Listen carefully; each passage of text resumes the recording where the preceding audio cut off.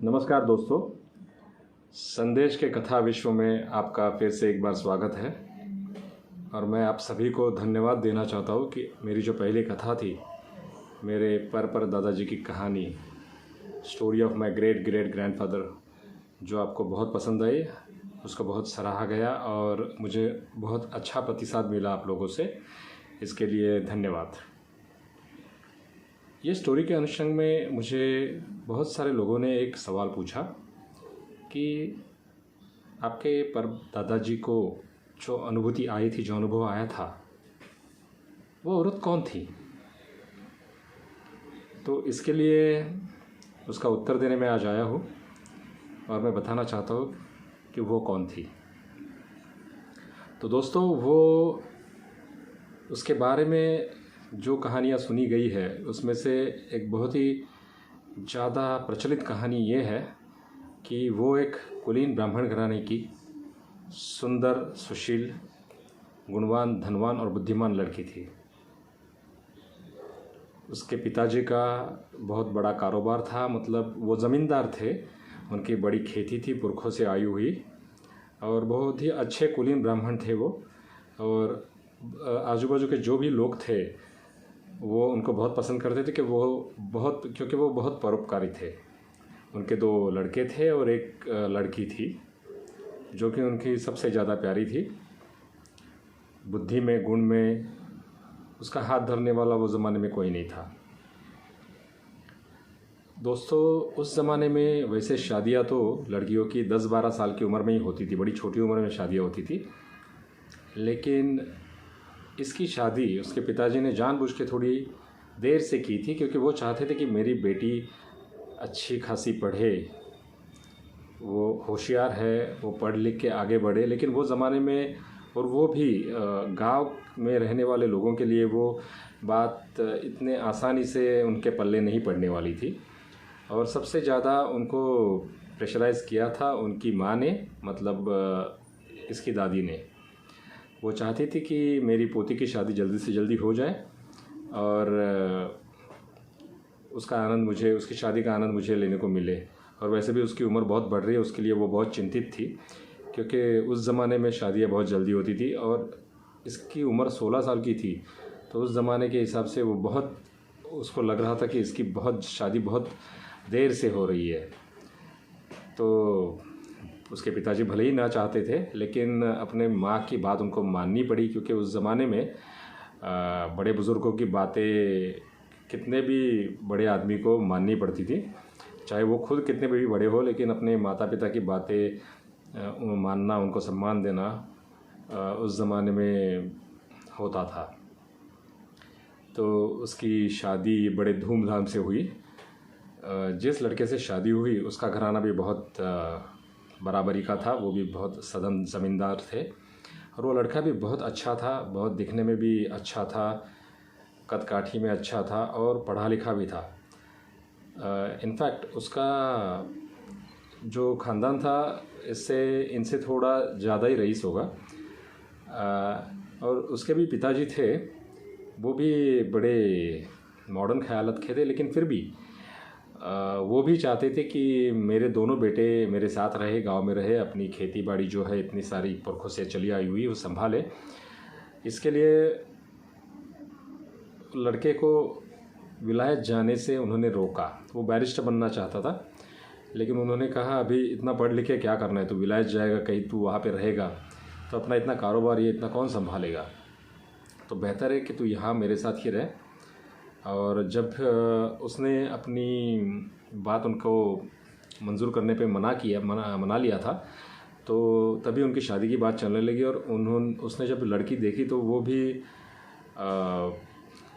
खुश हो गया, क्योंकि उसको जिस तरह की लड़की चाहिए थी वो लड़की वो थी। वो पढ़ी लिखी भी थी, भले ही वो ज़्यादा पढ़ी लिखी नहीं हो, लेकिन बहुत ही उसको पढ़ना लिखना अच्छा आता था और बुद्धिमान थी और सुंदर थी। उसका ख़ानदान भी बहुत ही बराबरी का था। तो इस तरह से उसकी धूमधाम से शादी हो गई। कुछ दिन अच्छे गए, कुछ दिन बोले तो माफ़ी चाहूँगा, लेकिन सिर्फ कुछ दिन, ज़्यादा से ज़्यादा 10-15 दिन इनकी खुशी टिकी रही। क्योंकि एक रात को जब भी वो पेशाब करने के लिए बाहर गए थे तो घर पे लौट के समय उनके ज़ोर से चीख की आवाज़ लोगों को सुनाई दी। सब घर वाले भाग के खड़े हो गए और बाहर आ गए। तो इतना हट्ठा कट्ठा नौजवान वो ज़मीन पे पड़ा था, उसके मुंह से झाग आ रहा था और वो तड़प रहा था। इस तरह से तड़पता हुआ उसको देखकर सब लोग एकदम हैरान रह गए और बड़े बुज़ुर्गों ने जान लिया कि ये क्या हुआ है। और बाजू में देखा तो एक बड़ा सा जानवर, आप समझ सकते हो कि कौन सा जानवर होगा। यस सर, बराबर, कोबरा, एक बड़ा सा नाग वहाँ से भाग रहा था। तो ये सर्पदंश था। उन्होंने बहुत कोशिश की। गाँव के जो वैद्य थे दाजी कामड़ी, उनको बुलाया जल्दी से जल्दी। उन्होंने बहुत कोशिश की, लेकिन वो देख के पहचान गए थे कि ये मामला बहुत पेचीदा है और इसके बचने की उम्मीद बहुत ही कम है। उन्होंने बहुत कोशिश की। उनके पास जो जड़ी बूटियाँ थी वो उसके ऊपर डाल दी।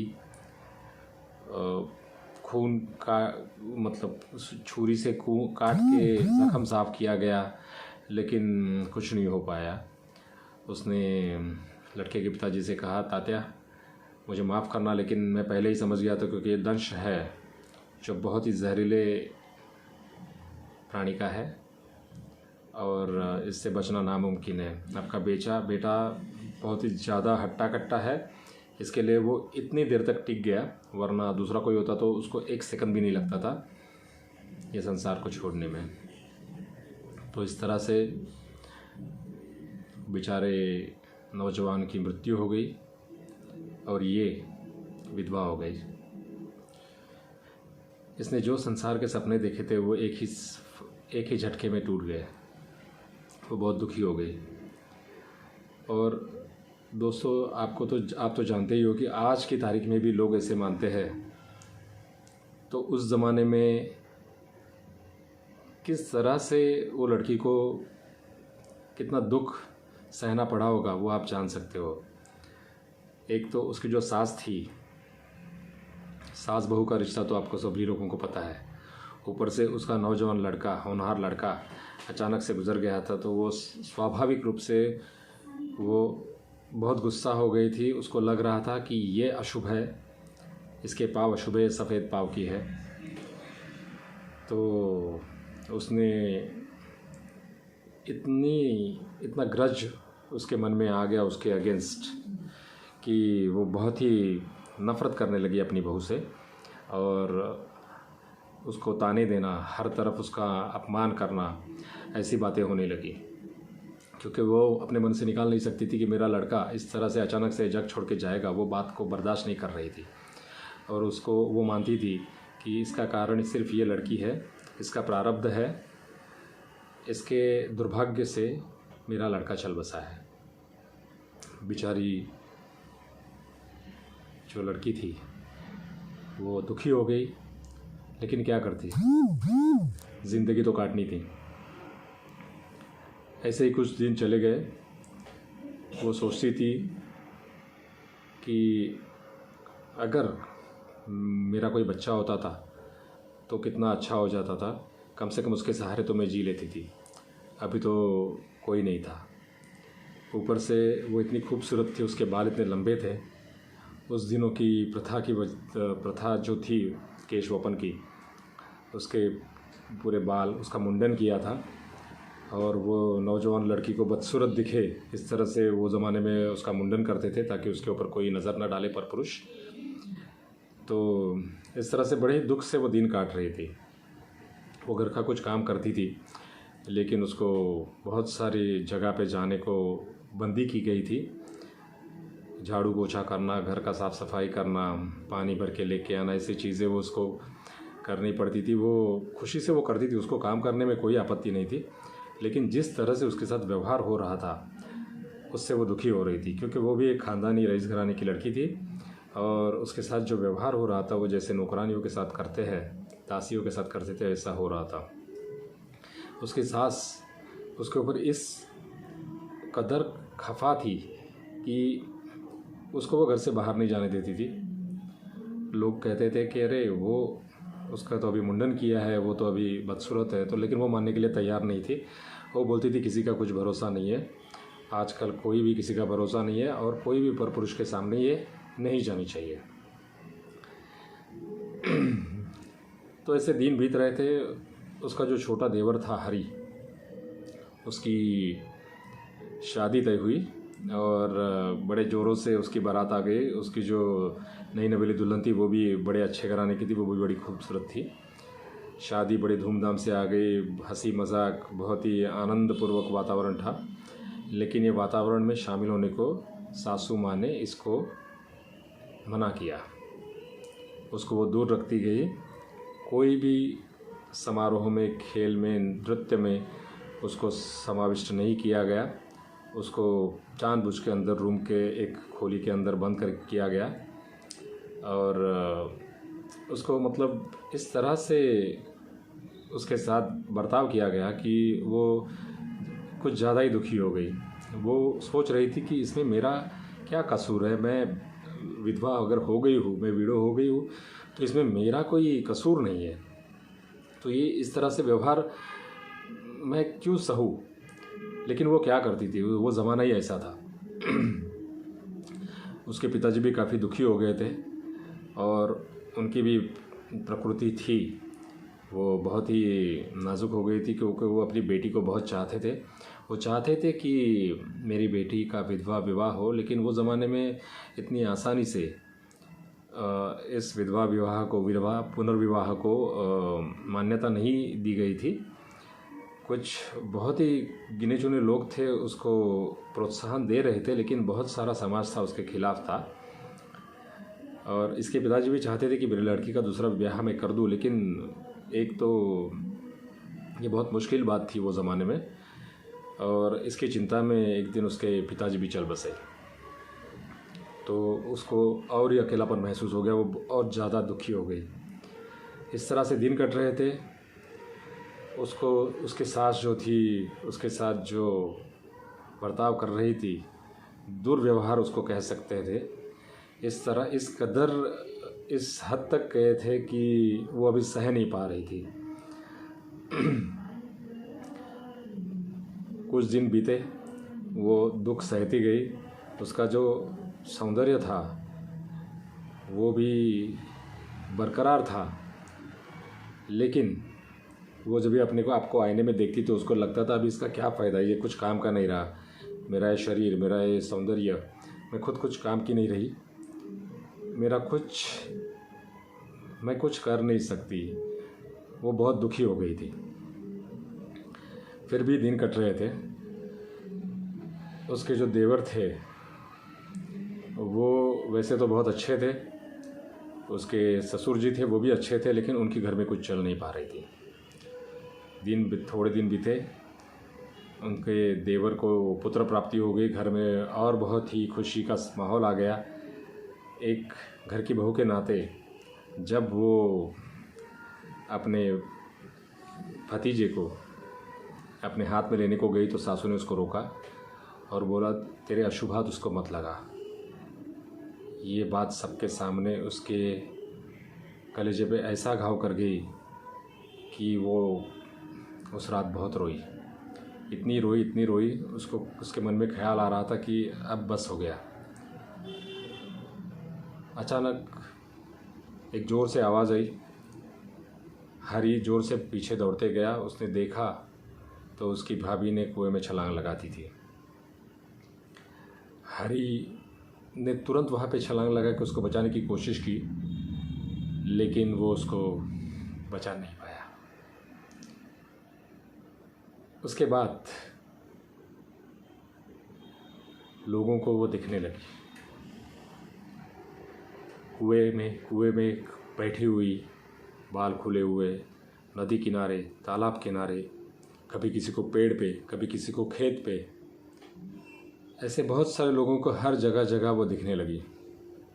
उसके बारे में बहुत सारी अफवाहें फैलने लगी।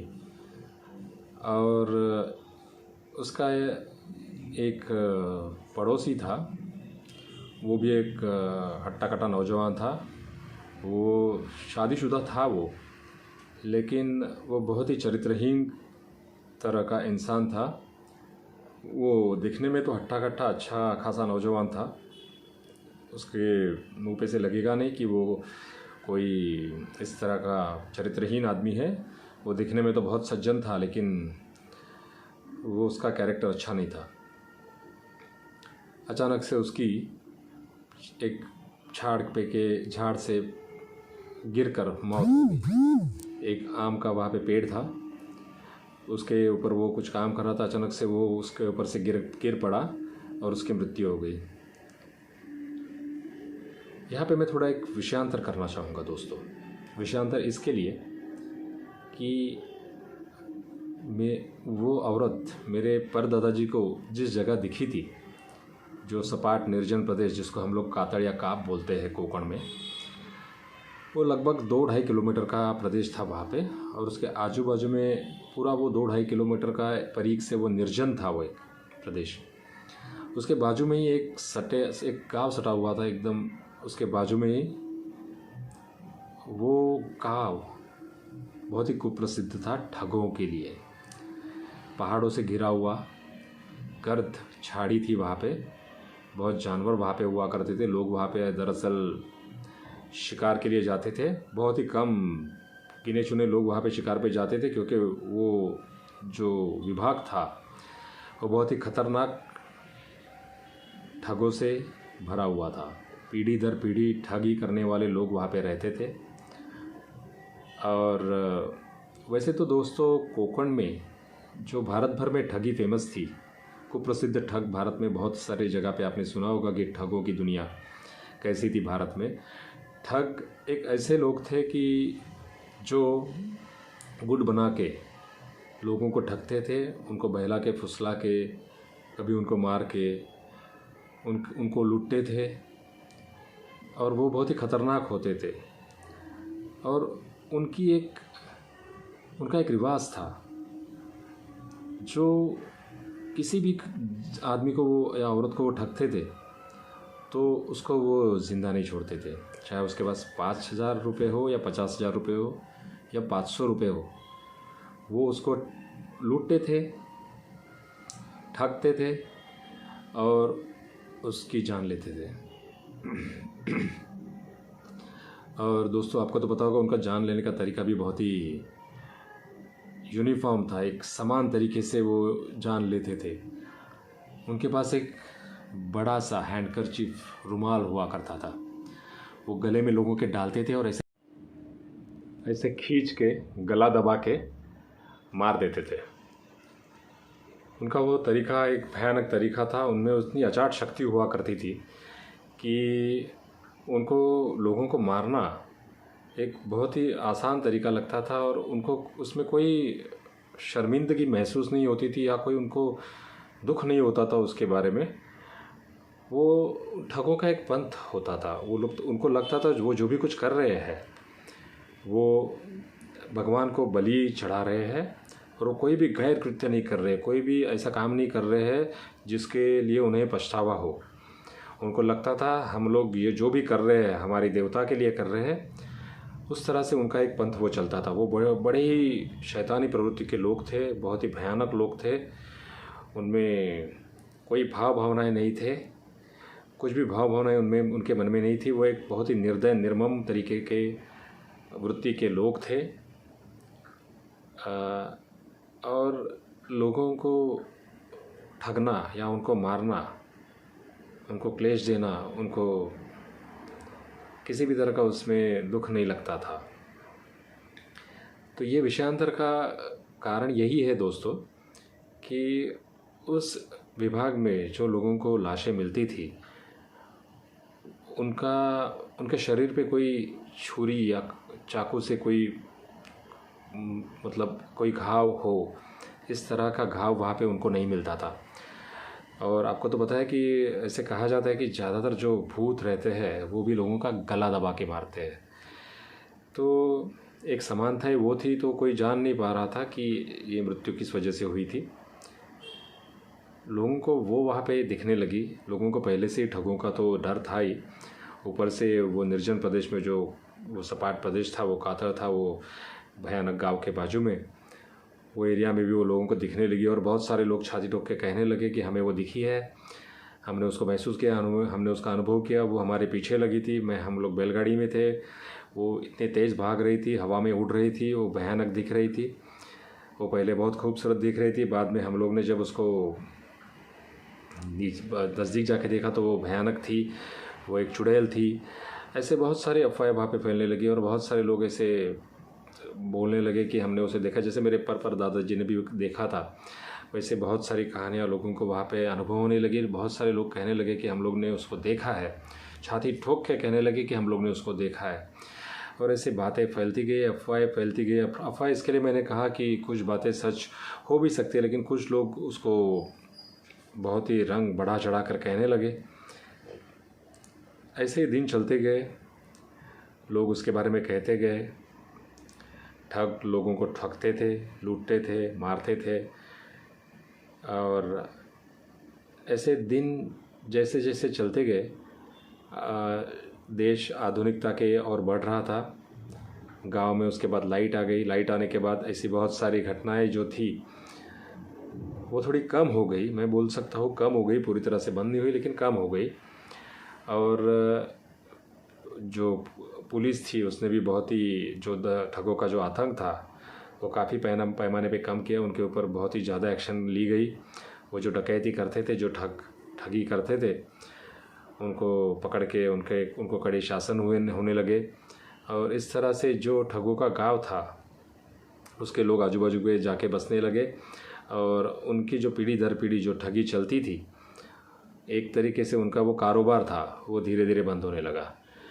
और लोगों को वो औरत भी धीरे धीरे दिखना बंद हो गई, शायद उसको मुक्ति मिल गई हो। इसके बारे में और एक कहानी मैं उपकथा जोड़ना चाहूँगा दोस्तों।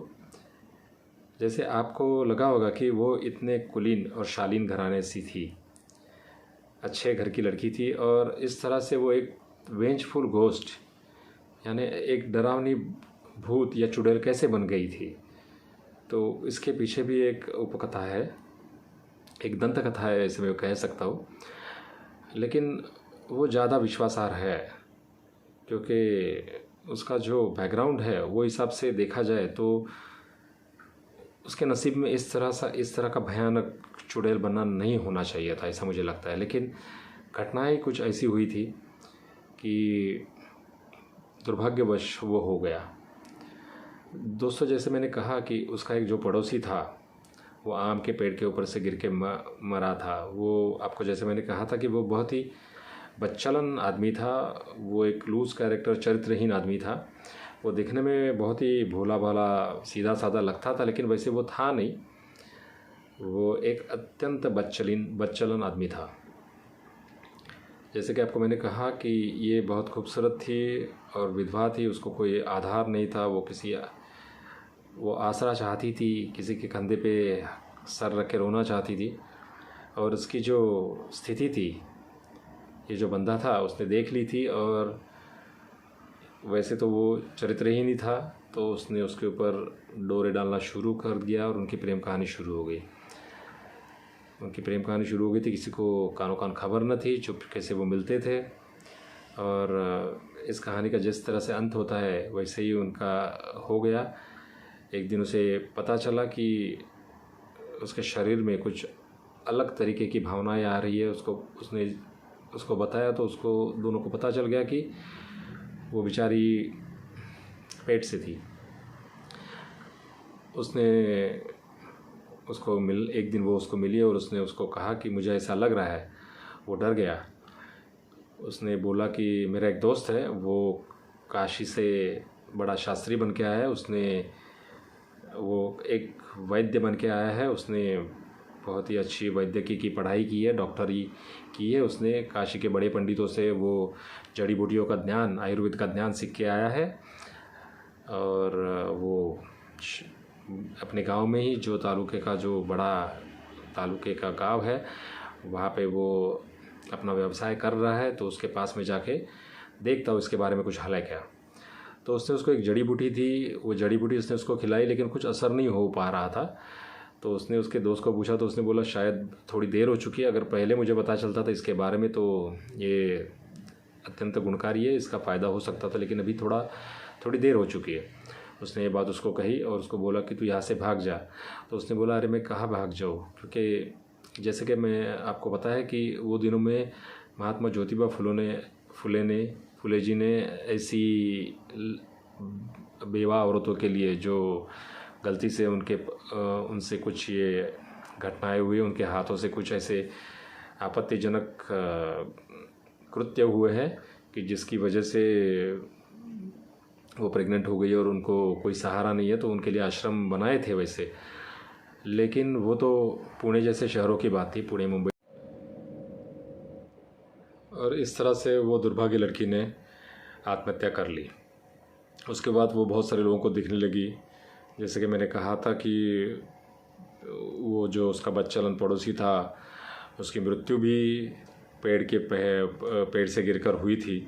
उसका कारण भी शायद यही औरत थी। और बहुत सारे लोगों को वो दिखने लगी थी, बहुत सारे लोगों ने उसको महसूस किया था, अनुभव किया था। और कुछ लाशें भी वो जगह पे मिलती थी जिनके गला दबा के उनकी मृत्यु हुई थी, ऐसा दिखने में आया था। धीरे धीरे समय चलता गया, ठगी चल रही थी, ये जो चुड़ैल थी जो वो लोगों को दिखने लगी थी। आधुनिकता की ओर समाज बढ़ रहा था, देश बढ़ रहा था। पुलिस ने भी बहुत ही कड़ी कार्रवाई की थी ठगों के ऊपर। धीरे धीरे ठगी बंद हो गई। ठगों का जो गांव था, उसके लोग थे जो पीढ़ी दर पीढ़ी ठगी करते आ रहे थे, वो धीरे धीरे दूसरे गांव में बसने लगे। और एक तरह से पुलिस ने उनको कंट्रोल में किया था। गांव में लाइट आ गई थी। लाइट आने के बाद ऐसी जो घटनाएं थी वो थोड़ी कहने सुनने में कम हो गई, पूरी तरह से बंद नहीं हुई। आज की तारीख में बंद नहीं हुई है। आज की तारीख में भी लोगों को ऐसे बहुत सारे अनुभव वहाँ पे आते हैं, ऐसे लोग कहते हैं। लेकिन ये जो औरत थी शायद उसको मुक्ति मिल गई होगी, क्योंकि इतने सालों से वो योनि में, भूत योनि में घूम रही थी, लोगों को परेशान कर रही थी। कुछ दुर्घटनाएं ऐसी हुई थी, लोग मानते थे कि उसका कारण वो हो सकता है। तो ये थी उसकी कहानी। लोग जानते थे कि वो कौन थी, तो उसके बारे में मुझे लगा कि मैं आपको उसके बारे में बताऊं, क्योंकि कोई भी कहानी का कुछ ना कुछ बैकग्राउंड रहता है, कुछ ना कुछ पार्श्वभूमि रहती है।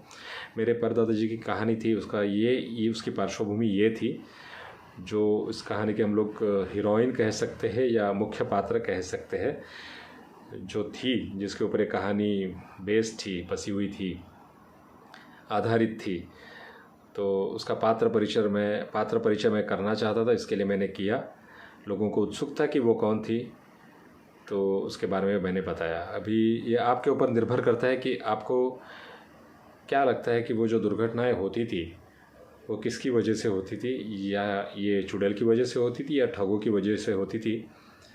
ये मैं पूरी तरह से आपके ऊपर छोड़ देता हूँ।